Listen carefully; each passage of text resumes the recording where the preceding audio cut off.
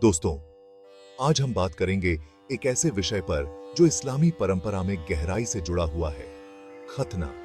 ये एक धार्मिक और सांस्कृतिक प्रथा है जिसे इस्लाम में सुनन यानी पैगंबर मोहम्मद के आदर्शों का पालन करते हुए किया जाता है। लेकिन इसके धार्मिक, ऐतिहासिक और वैज्ञानिक पक्ष क्या हैं? और क्या यह प्रथा आज भी उतनी ही प्रासंगिक है? आइए जानते हैं विस्तार से। खतना का अर्थ होता है पुरुष के जननांग की अग्रचर्म को हटाना।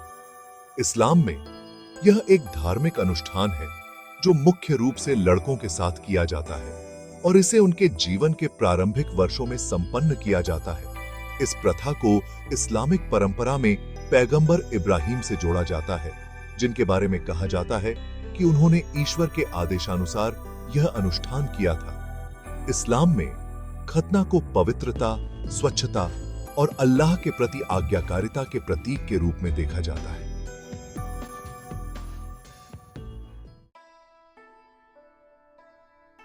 हालांकि कुरान में खतना का सीधा उल्लेख नहीं है, लेकिन इस्लामी हदीसों में इसे पैगंबर मोहम्मद के समय से एक महत्वपूर्ण प्रथा माना गया है। पैगंबर मोहम्मद ने अपने अनुयायियों को खतना करने की सलाह दी और इसे फितराह का हिस्सा बताया, यानी इंसान की प्राकृतिक अवस्था। हदीस के अनुसार खतना को शरीर की शुद्धता और स्वच्छता के लिए आवश्यक बताया गया है। यह इस्लामी संस्कृति में एक धार्मिक कर्तव्य माना जाता है और इसे लड़कों के बचपन में ही पूरा करने की सलाह दी जाती है। करने को है। खतना का धार्मिक महत्व केवल शारीरिक स्वच्छता तक सीमित नहीं है, बल्कि इसे आध्यात्मिक शुद्धता से भी जोड़ा जाता है। कई इस्लामी विद्वानों के अनुसार खतना एक ऐसा अनुष्ठान है जो मुसलमानों को यह याद दिलाता है कि वे अल्लाह के प्रति समर्पित हैं। यह अल्लाह की आज्ञाओं का पालन करते हुए जीवन जीने का प्रतीक है। इस्लाम में यह माना जाता है कि खतना पुरुष को शारीरिक रूप से स्वच्छ और स्वस्थ रखता है और इसी कारण इसे धार्मिक रूप से महत्वपूर्ण माना जाता है।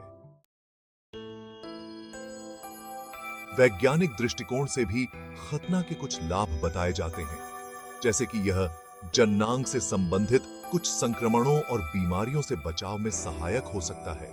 कई शोधों में यह पाया गया है कि खतना किए गए पुरुषों में यूरिनरी ट्रैक्ट इन्फेक्शन और एचआईवी संक्रमण की संभावना कम हो सकती है।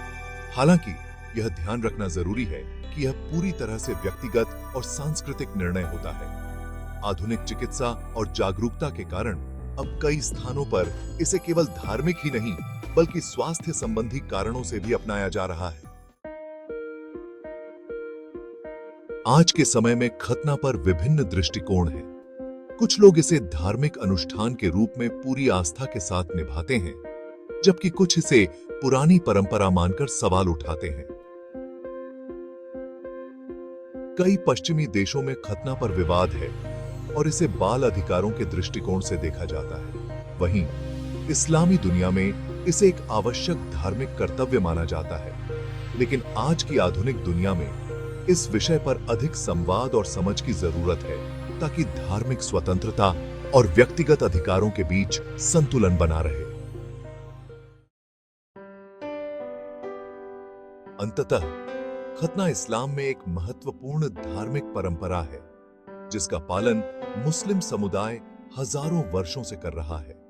यह एक व्यक्तिगत और सांस्कृतिक निर्णय होता है और हर परिवार या व्यक्ति के लिए इसका महत्व अलग हो सकता है, चाहे इसे धार्मिक विश्वास के आधार पर अपनाया जाए या स्वास्थ्य कारणों से इसका सम्मान और समझना सभी के लिए जरूरी है।